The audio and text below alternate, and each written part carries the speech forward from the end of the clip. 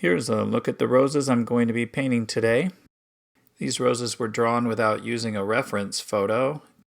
I sketched this out on Strathmore watercolor paper.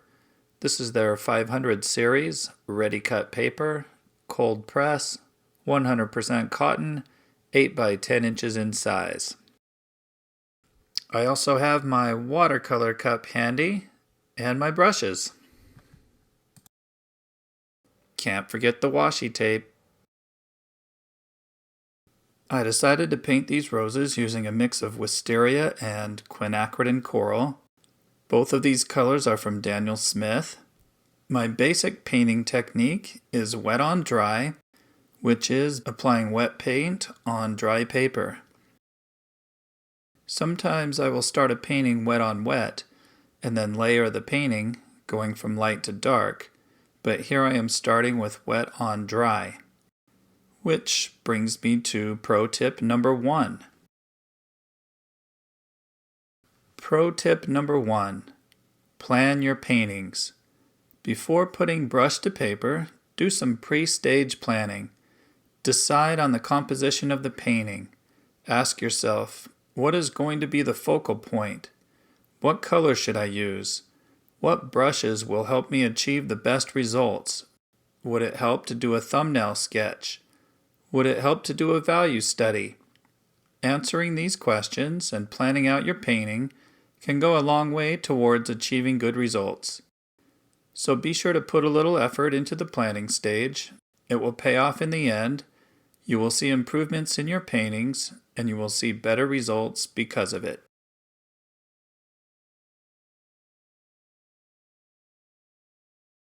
Pro tip number 2. Use supplies that work for you. This goes for brushes, paper, palettes, and colors. It's okay to experiment until you find what you like, but once you do, paint with those supplies. Your paintings will improve if you use a few select colors that you are very familiar with, along with your tried and true paper and your favorite watercolor brushes. Constantly changing your supplies will lead to mixed results. So find what works best for you and stick with it until you are ready to try something new. Speaking of trying something new, let's try adding a new color to this color mix. How about Van Gogh's Dust Pink?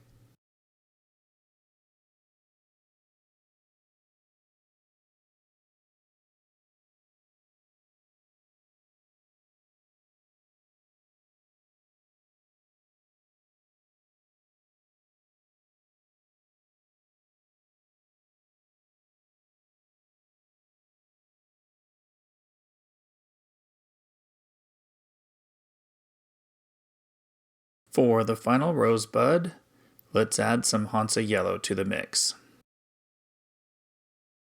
Okay, as I continue painting wet on dry, I am striving for a combination of hard and soft edges. So what you will see me doing here is laying down a light wash of color and then quickly switching to my edge softening brush to soften some edges. At the same time that I am doing this, I am also pulling some of the edges out with the edge softening brush.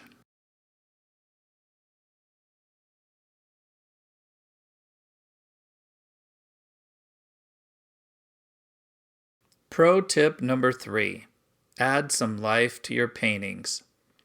In the middle of this painting, I noticed that something was off. It was missing something, life. So I decided to add a dragonfly to give this painting some life. In her book, Atmospheric Flowers in Watercolor, renowned watercolor artist Haines says that adding a living subject such as a bee or another insect can add life to a painting.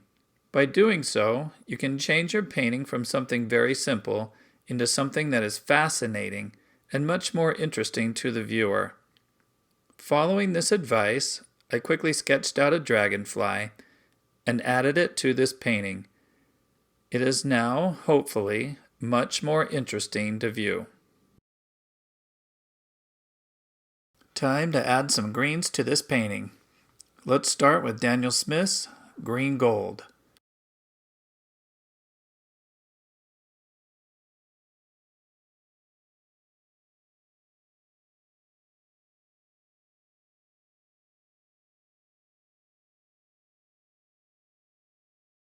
Next up, let's add some ultramarine blue to the mix, just to spice things up a bit.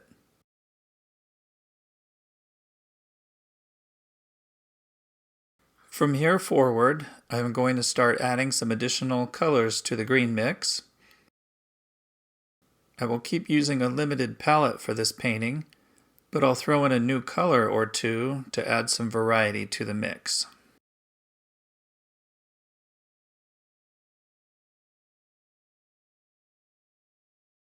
As I continue to work with the greens, painting the leaves and the stems of the roses, I think maybe this is a good time to talk about developing your own style.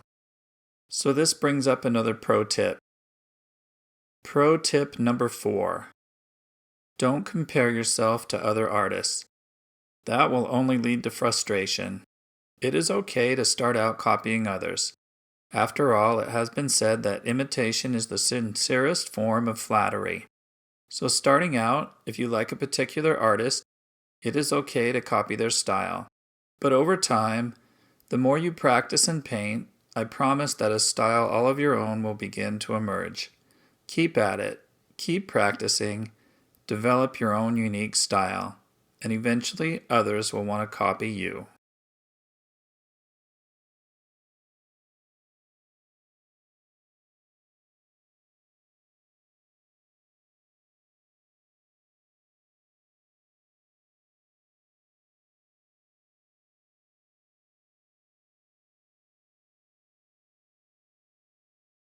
Time to paint the dragonfly. For the body of the dragonfly, the color I'm using here is Daniel Smith's Lunar Blue.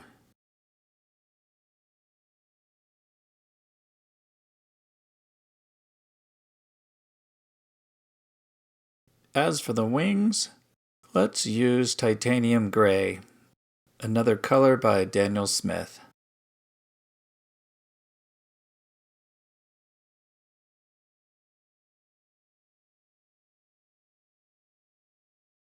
The last thing we need to do to finish up this painting is the background.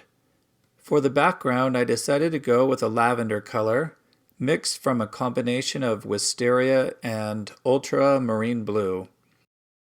Remember when I said earlier to plan out your paintings? Well, that's exactly what I did here. In the planning phase of this painting, I decided I wanted to go with a lavender background, but I don't have a lavender as a color option in my palette, so I had to mix the color using what I had available. Wisteria and ultramarine blue work very well together in mixing a nice looking lavender. After reaching this stage of the painting, I do have to admit that I thought for a moment about calling it good and not doing a background color. Those thoughts were short-lived and I decided to go for it. So here goes nothing. By the way, the brush I'm using here is the Da Vinci Artissimo mop brush, size number 2, I believe. This is the most expensive brush I have in my collection. I saw some other pro artists using it and decided to give it a try, and I am sure glad that I did. This is a great brush that holds a ton of water. It is an excellent brush for background work. Also, even though it is technically a mop brush, it forms a pretty sharp tip, so you can actually use it for detail work. What a terrific, versatile brush. As I wind up this painting by finishing up the background, I wanted to leave you with one more pro tip. Here then is pro tip number 5. Paint subjects that you like to paint. Unless you are doing a commissioned piece, don't paint what other people want you to paint. Instead, paint what you like to paint. If you like dragonflies, paint dragonflies. If you like sunsets, paint sunsets. If you like to paint portraits, paint that. Watercolor painting is hard enough as it is.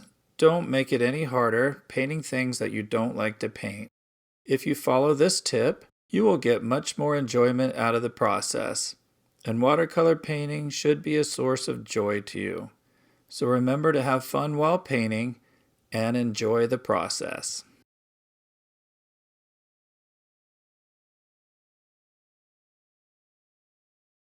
As I wrap up this painting and add some final touches to it, I would like to share some quick thoughts about this Skechers box palette.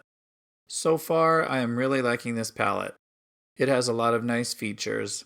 It looks nice, it holds just enough colors, and it has just enough mixing space.